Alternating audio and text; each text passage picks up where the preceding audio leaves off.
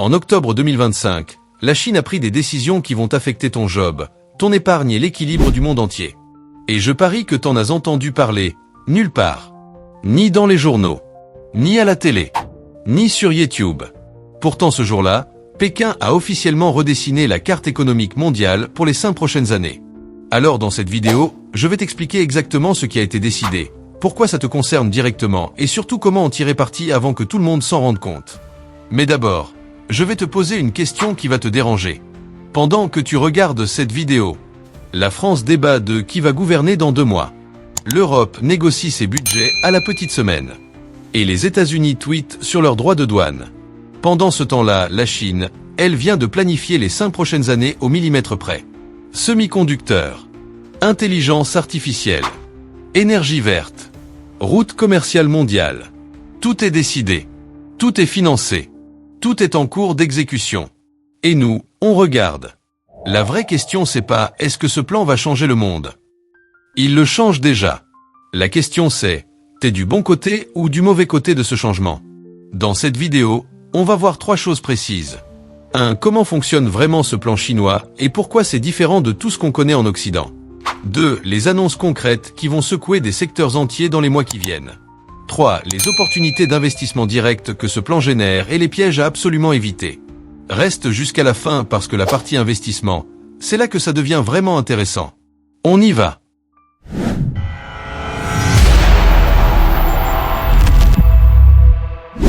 La machine qui ne s'arrête jamais. Depuis 1953, la Chine fait quelque chose qu'aucune démocratie occidentale n'est capable de faire. Tous les 5 ans, elle publie un plan quinquennal, une feuille de route nationale ultra précise qui dit exactement où le pays va aller, dans quel secteur, avec combien d'argent. Et le truc dingue, chaque plan s'appuie sur le précédent. Sans exception. Depuis 70 ans. Pas d'élection qui change tout. Pas de nouveau Premier ministre qui annule ce que le précédent a fait. Pas de crise politique qui efface 5 ans de travail. La Chine, elle pense à 2049. Date symbolique, le centenaire de la République populaire. Le 15e plan qu'on analyse aujourd'hui, c'est juste une étape de plus vers cet objectif. Et en octobre 2025, lors d'un sommet à Pékin qui a duré plusieurs jours, Xi Jinping vient de valider la prochaine étape. 400 pages. Des centaines de milliards engagés. Des secteurs entiers redessinés. Voilà ce qu'il y a dedans. Bombe les annonces qui changent tout. Première chose à comprendre, et c'est peut-être la plus importante de toute la vidéo. La Chine arrête d'être l'usine du monde. Pendant 40 ans, son modèle c'était simple. Produire massivement, pas cher, et exporter partout. C'est terminé. Le 15e plan est explicite là-dessus. La Chine veut monter en gamme. Produire mieux. Innover plus. L'objectif officiel, devenir l'Allemagne de l'Asie. Sauf que l'Allemagne fait 4 millions de kilomètres carrés. La Chine en fait 9 millions. Avec 1,4 milliard d'habitants. Concrètement, ça veut dire quoi? Ça veut dire que tous les secteurs industriels traditionnels vont être robotisés, modernisés et décarbonés dans les 5 ans qui viennent. Et les nouveaux piliers de l'économie chinoise, ceux qui doivent remplacer l'immobilier effondré, c'est l'intelligence artificielle, le spatial, la fabrication intelligente et l'énergie verte. Des centaines de milliards vont irriguer ces secteurs. Pas dans 10 ans. Maintenant. Deuxième annonce, et là ça devient géopolitique.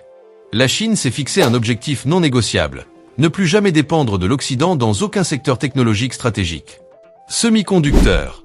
Intelligence artificielle. Robotique. Biotechnologie. Aérospatiale. Quand les États-Unis ont coupé l'accès aux plus avancés en 2022, la Chine a encaissé le coup. Mais elle a surtout retenu la leçon. Et aujourd'hui ce plan dit une chose très clairement, plus jamais ça. Les investissements dans les semi-conducteurs vont doubler. Les dépenses en recherche et développement doivent dépasser 3% du PIB dans 5 ans. Pour donner un ordre de grandeur, 3% du PIB chinois en RD, c'est plus que ce que certains pays européens dépensent en budget de l'État entier.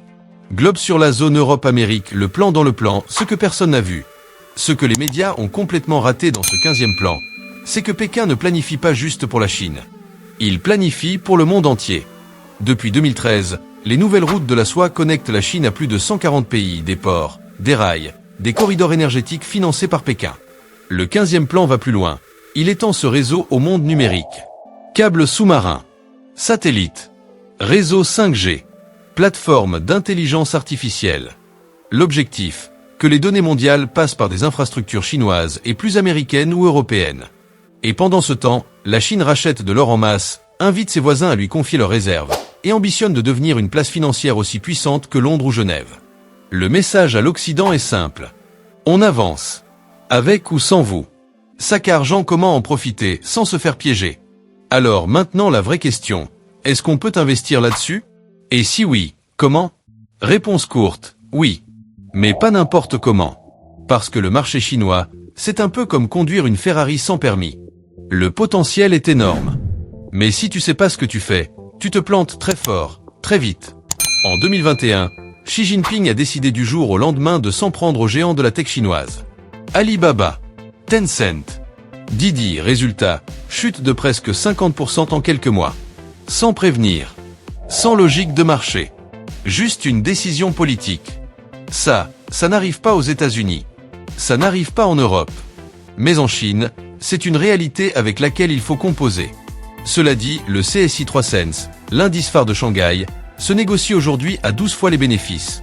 Le S&P 500 américain, plus de 20 fois. Le marché chinois est objectivement sous-valorisé.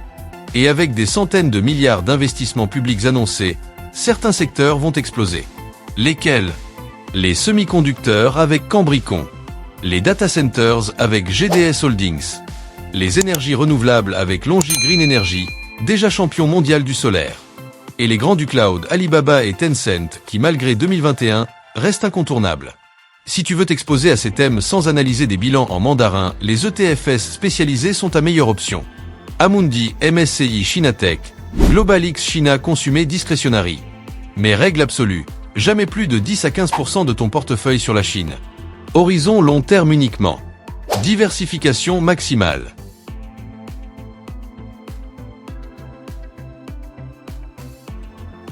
Coup au but, ce que tout ça dit vraiment de notre époque. Je vais terminer sur quelque chose qui me frappe vraiment. La Chine a compris quelque chose que l'Occident refuse encore d'admettre. Dans un monde de plus en plus compétitif, celui qui planifie gagne sur celui qui réagit. Ce n'est pas un modèle parfait. Loin de là. Le prix à payer, c'est une absence totale de liberté politique et une surveillance permanente des citoyens.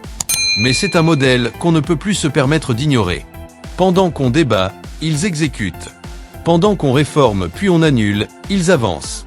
Pendant que nos dirigeants pensent à la prochaine élection, Pékin pense à 2049.